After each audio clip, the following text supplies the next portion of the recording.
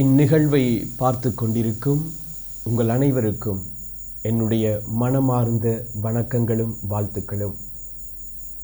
ஹோலி மேரி சேனலுக்கூடாக உங்கள் அனைவரையும் சந்திப்பதில் நான் பெருமகிழ்ச்சி கொள்கின்றேன்.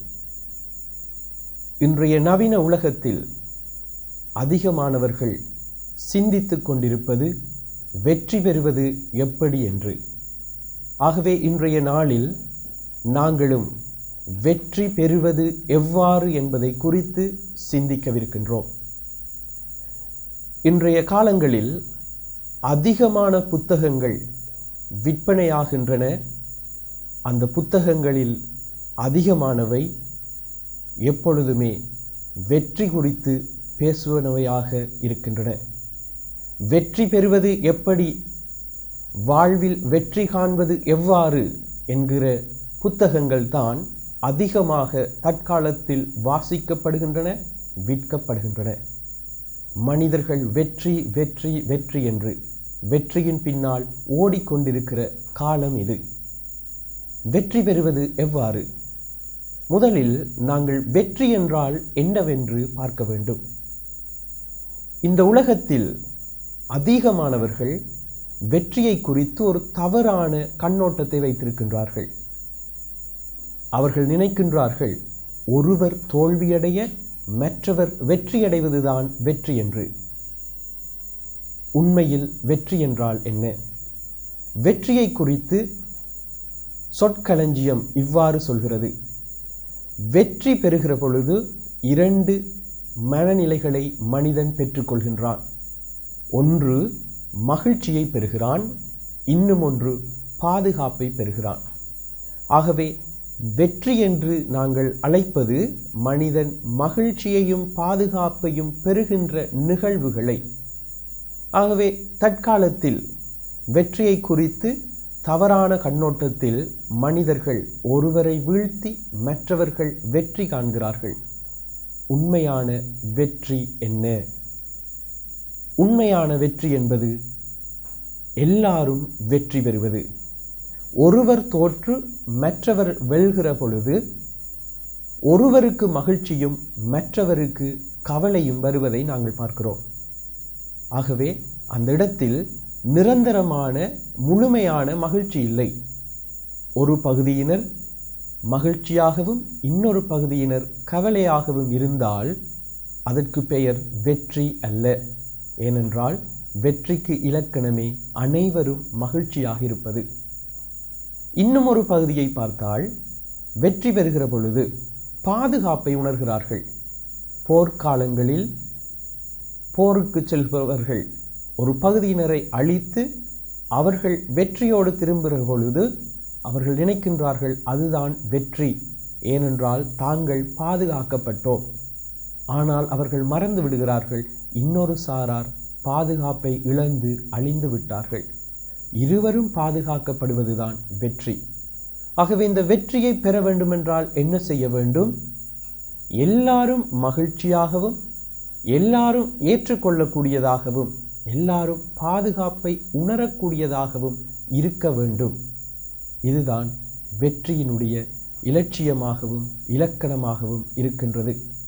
ஆனால் நீங்கள் நினைக்கலாம், இது என்ன முட்டாள்தனமான பேச்சாக இருக்கின்றதே, அனைவரும் எப்படி வெற்றி பெற முடியும்? ஒருவர்தான் வெற்றி பெற முடியும், மற்றவர்கள் தோல்விதான் காண முடியும். இதுதான் மனிதர்களினுடைய சிந்தனையும் கோட்பாடாகவும் தற்காலத்தில் இருப்பதையும் நாங்கள் பார்க்கிறோம். ஆனால் இந்த போட்டிகள் எல்லாம் எவ்வாறு வந்தது? இது வியாபார உலகத்தின் சிந்தனை. பாடல் போட்டி, நாடக போட்டி, ஆடல் போட்டி, விளையாட்டு போட்டி, சமைப்பதில் போட்டி, வாழ்க்கையில் அனைத்தையுமே போட்டி போட்டி போட்டி என்கிற பெயரில் வியாபாரமாக்கி கொண்டிருக்கிற இந்த நவீன உலகம் ஒன்றை மறந்துவிட்டது. நான் இதுவரைக்கும் சொன்ன ஆடலோ பாடலோ விளையாட்டோ சமையலோ எல்லாமே போட்டிக்காக உருவாக்கப்படவில்லை, மனிதர்களை மகிழ்விப்பதற்காக உருவாக்கப்பட்டது.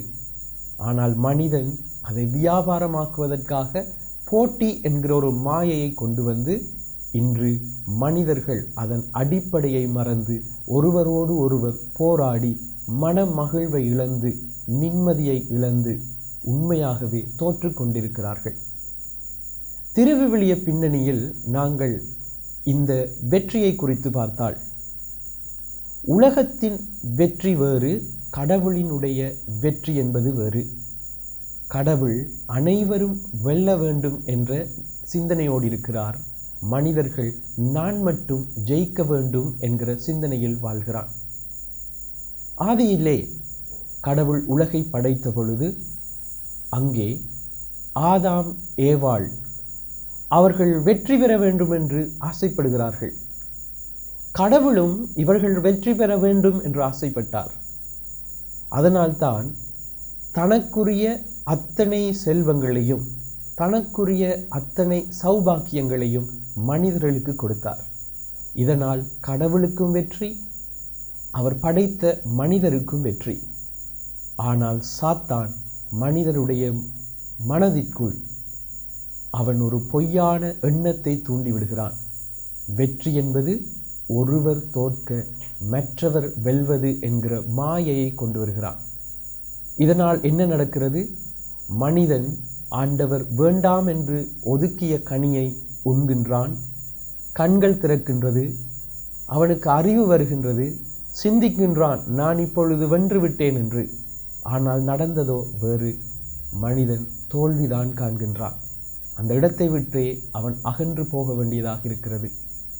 இயேசுவினுடைய வாழ்க்கையில் பரிசேயர்கள் இயேசுவை அழித்தார்கள். அவர்கள் நினைத்தார்கள் நாங்கள் வென்று விட்டோம் என்று. ஆனால் நடந்ததோ வேறு. அவர்கள் அன்று அடக்க வழிக்கிட்ட அந்த சமூகம் இன்று உலகத்தின் மிகப்பெரிய சமயமாக வளர்ந்து நிற்கிறது. ஹிட்லர் இஸ்ரேல் மக்களை அடக்கி தான் வெற்றி பெற வேண்டும் என்று நினைத்தான். அதுவரைக்கும் நாடில்லாமல் இருந்த இஸ்ரேல் மக்கள் இன்று உலக வல்லரசுகளை அஞ்சுகிற அளவுக்கு மிகப்பெரிய ஒரு நாடாக அறிவிலும் சரி, ஆற்றலிலும் சரி, வல்லமையிலும் வளர்ந்து போயிருக்கின்றது. இதற்கு என்ன காரணம்? மனிதர்கள் ஒருவர் தோற்க மற்றவர்கள் வெல்ல வேண்டும் என்று நினைத்தால் தோல்விதான் எங்கள் அனைவருக்குமே கிடைக்கும். ஆகவே நாங்கள் அனைவரும் சிந்திக்க வேண்டியது, எவ்வாறு அனைவரும் வெல்ல முடியும்? எவ்வாறு அனைவரும் வெல்ல முடியும் என்பதற்கு சில உதாரணங்களை நாங்கள் இப்பொழுது பார்க்கலாம். முதலாவது, நாங்கள் சமாதானமாக இருக்க வேண்டும். நாங்கள் போராடி ஒருபோதும் ஜெயிக்கப் போவதில்லை. போராட்டத்தின் இறுதியில் ஒருவர் தோற்று ஒருவர் வெல்கிற பொழுது தோற்றவர் இறுதி வரைக்கும் போராடிக்கொண்டே இருப்பார். இதனால் நாங்கள் நிம்மதியற்றவர்களாக மாறிப்போவோம். ஒரு தடவை 2 சகோதரர்கள் சந்தோஷமாக தங்களிடம் இருக்கிற செல்வங்களை கொண்டு வாழ்ந்து வந்து கொண்டிருந்தார்கள். அவர்களுடைய தந்தையும் தாயும் இறந்ததன் பின்னர் அவர்களுக்கு தங்களிடம் இருக்கிறதை கொண்டு ஒரு பெரிய வயலை உருவாக்க வேண்டும் என்று ஆசைப்பட்டார்கள். அந்த நாள் வந்தது. வயலை வாங்கினார்கள், உழுதார்கள். அதில் நிறைய விளை பொருட்கள் கிடைத்தன. சந்தோஷமாக இருந்தது. நாட்கள் செல்ல செல்ல மூத்தவர் திருமணம் முடித்தார். 2வது மகனோ திருமணம் முடிக்காமல் காலம் கழிந்து கொண்டிருந்தது. இந்த மூத்தவருக்கு அவருடைய மனைவி அழகான 2 குழந்தைகளையும் பெற்றெடுத்தார். நாட்கள் செல்ல செல்ல இளையவர் யோசித்தார், இப்பொழுது என்னுடைய அண்ணனுக்கு பிள்ளைகள், குடும்பம், மனைவி என்று வந்துவிட்டது. நாங்கள் இருவரும் எங்களுக்கு இடையிலே கிடைக்கின்ற இந்த விளைச்சலை சமமாக பிரிக்கிறோம். ஆனால் அது நியாயம் இல்லை. காரணம், நான் தனியொருவனுக்கு இவ்வளவு செல்வம், என் அண்ணன் மொத்தமாக 4 பேரோடு இருக்கிற குடும்பம், அவனுக்கும் சமமான செல்வம். அண்ணன் ரொம்ப கஷ்டப்பட வேண்டியிருக்கும். அப்படி என்கிற நினைப்பில் அண்ணனுக்கு தெரியாமல் தன்னுடைய களஞ்சியத்திலிருந்து தினமும் கிடைக்கிற விளைச்சல்களில் ஒரு மூடையை கொண்டு போய் அண்ணனினுடைய களஞ்சி அறையில் போட்டுவிட்டு வந்து விடுவான். இவ்வாறு அந்த தம்பி பல நாட்களாக செய்து கொண்டிருந்தான். அதே வேளையில் மூத்த அண்ணனும் நினைத்தார், நான் செய்வதும் நியாயமில்லை. எனக்கென்று மனைவி பிள்ளைகள் இருக்கிறார்கள். என்னுடைய முதிர்ந்த வயதில் என்னை பார்த்தெடுப்பதற்கு அவர்கள் இருக்கிறார்கள். ஆனால் தம்பியோ தனியாக இருக்கிறான். அவனுக்கு யார் அவனுடைய முதிர்ந்த காலத்தில் எதையும் கொடுக்கப் போகிறார்கள்? ஆகவே அவனை நான் தான் பார்க்க வேண்டும். ஆகவே நான் என்னிடம் கிடைக்கிற விளைச்சலில் ஒரு மூடையை தினமும் தம்பிக்கு கொண்டு போடுவேன் என்று அவனும் தம்பியினுடைய களஞ்சியத்தில் போட்டுவிட்டு வருகிறான். ஆச்சரியம் என்னவென்றால், இந்த 2 சகோதரர்களும் தங்களுடைய களஞ்சியத்தில் தினமும் மூடைகளை எண்ணுகிற பொழுது ஒரே குழப்பம். அவர்கள் 100 மூடை வைத்திருந்தால் அந்த 100 மூடை அப்படியே இருக்கின்றது. தினமும் அவர்கள் தங்களுடைய சகோதரர்களின் களஞ்சியத்தில் போடுகிறார்கள். ஆனால் தங்களுடைய களஞ்சியத்தில் குறைவே இல்லை. இவர்களுக்கு இது ஆச்சரியமாகவும் யோசனையாகவும் இருந்தது. இப்படியே பல வருடங்கள் கடந்து போய் கொண்டிருந்தன. ஒரு நாள் இருவரும் ஒரே நேரத்தில் அந்த இருட்டுக்குள் மூடைகளை சுமந்து கொண்டு வருகிற பொழுது ஒருவரோடு ஒருவர் மோதி விடுகிறார்கள். அப்பொழுதுதான் அவர்களுக்கு உண்மை தெரிகிறது, தங்களுடைய களஞ்சியத்தில் இன்னும் குறைவில்லாமல் இருப்பதற்கு காரணம் தாங்கள் இருவரும் ஒருவரை ஒருவர் நினைத்து ஒருவருக்கு ஒருவர் உதவி செய்ய வேண்டும், மற்றவர் வெல்ல வேண்டும் என்று நினைக்கிற அந்த நல்ல மனம்தான் தன்னையும் வெற்றி பெற வைத்து கொண்டிருக்கின்றது என்பதை புரிந்து கொள்கிறார்கள். ஆம் நண்பர்களே, நாங்கள் எப்பொழுதும் சுயநலவாதிகளாக சிந்திக்கக்கூடாது. நாங்கள் எப்பொழுதும் பொது நலத்துடன் சிந்திக்க வேண்டும். நான் மட்டும் வாழ்வதற்காக இந்த உலகம் படைக்கப்படவில்லை. இந்த உலகத்தில் இருக்கிற அனைத்து ஜீவராசிகளும் வாழ வேண்டும் என்று இந்த உலகம் படைக்கப்படுகிறது. இன்று எம்மில் இருக்கிற மனிதர்களை, இந்த உலகில் வாழ்கிற மனிதர்களை நாங்கள் 4 வகையாக பிரிக்கலாம். ஒரு வகையினர் நான் மட்டும் வெல்ல வேண்டும், மற்றவர்கள் தோற்க வேண்டும் என்று நினைப்பவர்கள். இன்னொரு பகுதியினர் நான் தோற்க வேண்டும், மற்றவர் வெல்ல வேண்டும் என்று நினைப்பவர்கள்.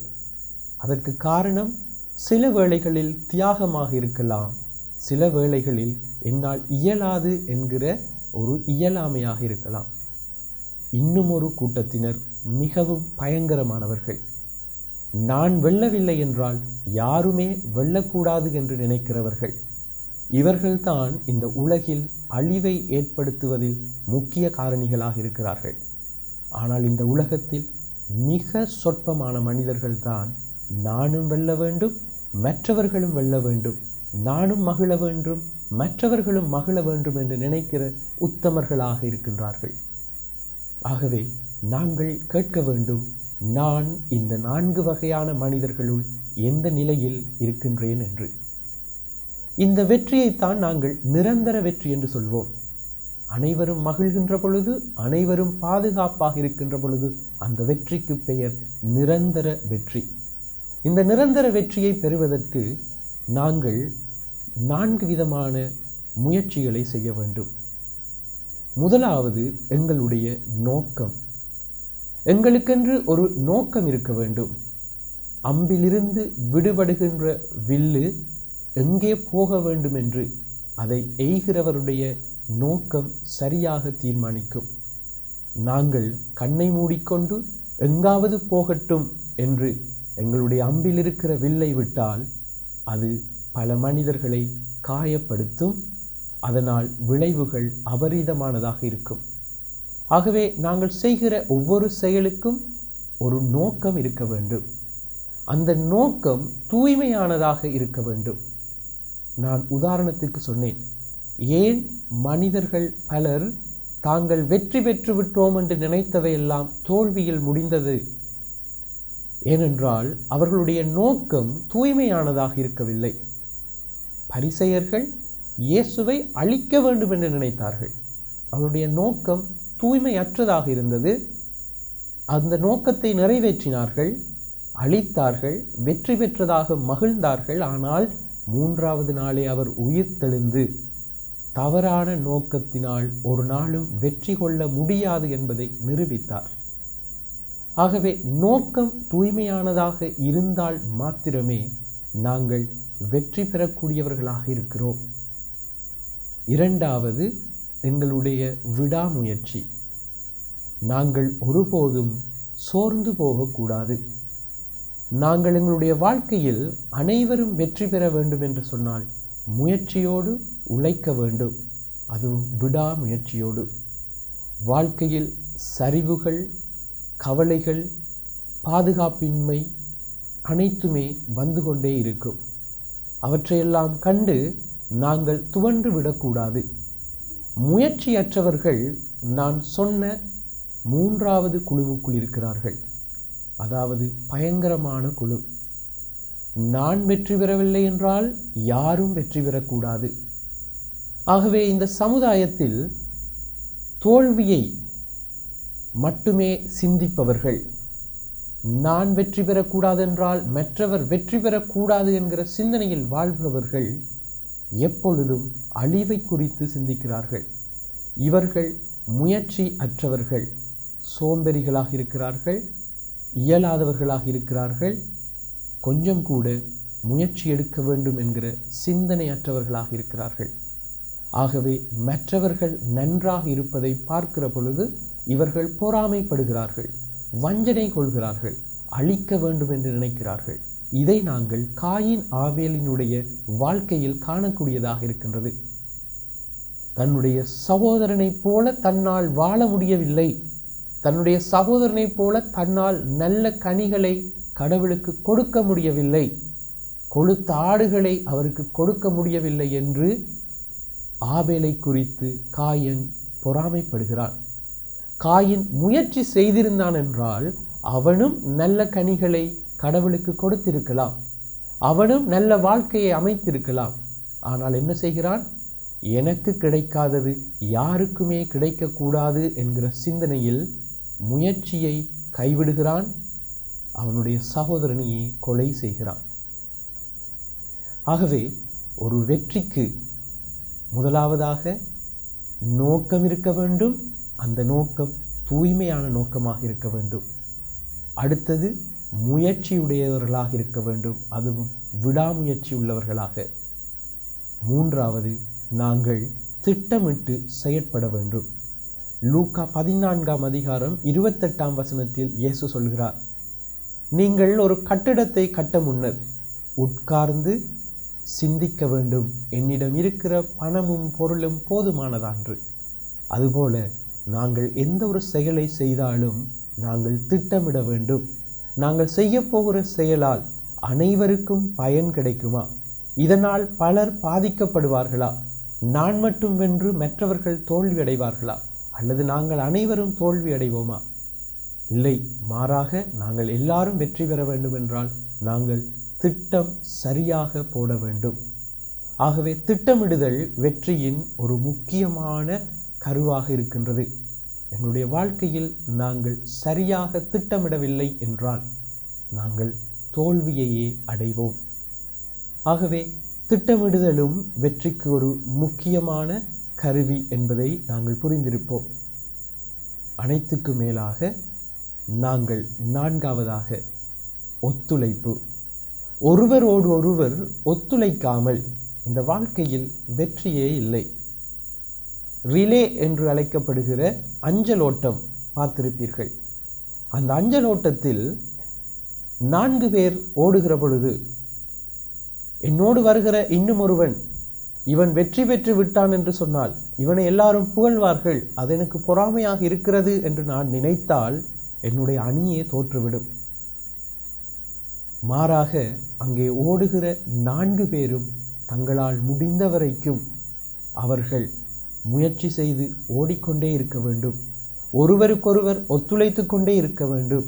சரியாக கொடுக்க வேண்டும், சரியாக பெற வேண்டும், சரியான வேகத்தோடு ஓட வேண்டும்.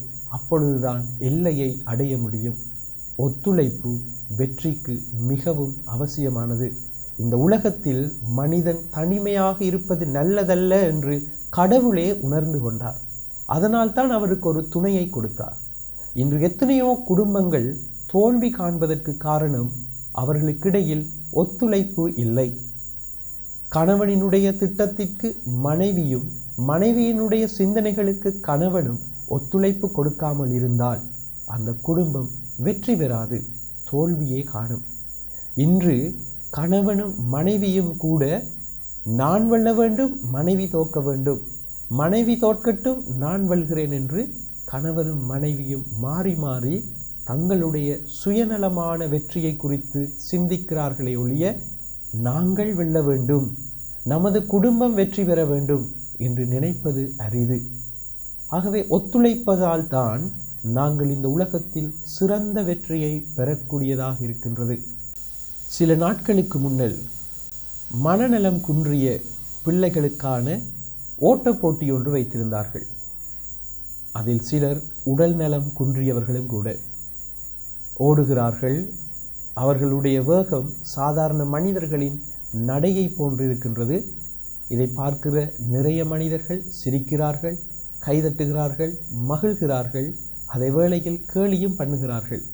ஆனால் அந்த சிறுவர்கள் எதை குறித்தும் சிந்திக்காமல் ஓடிக்கொண்டே இருக்கிறார்கள். முதலாவதாக போய்கொண்டிருந்த சிறுவன் கோட்டை நெருங்குகிற பொழுது திடீரென்று விழுந்து விடுகிறான். விழுந்ததும் ஒரு கணம் அப்படியே அமைதி. எல்லாரும் ஓ என்று கத்துகிறார்கள். ஆனால் ஓடிக்கொண்டிருந்த ஏனைய பிள்ளைகள் கோட்டை தாண்டாமல் அந்த சிறுவனுக்கு அருகிலே ஓடி வருகிறார்கள். அந்த 8 குழந்தைகளும் ஒரு இடத்திலே ஒன்றாக சங்கமித்து அந்த சிறுவனை தூக்குகிறார்கள். தூக்கி ஒருவர் அவருடைய கரங்களையும் பிடித்து கொண்டு அவர்களால் கூட நடக்க முடியாது, ஆனால் இழுத்து இழுத்து அவர்கள் ஒரே நேரத்தில் அந்த கோட்டை தாண்டினார்கள். கேலி செய்தவர்களுடைய கண்களில் கண்ணீர் துளிகள் வந்ததை அந்த வீடியோவில் நான் பார்க்கக்கூடியதாக இருந்தது.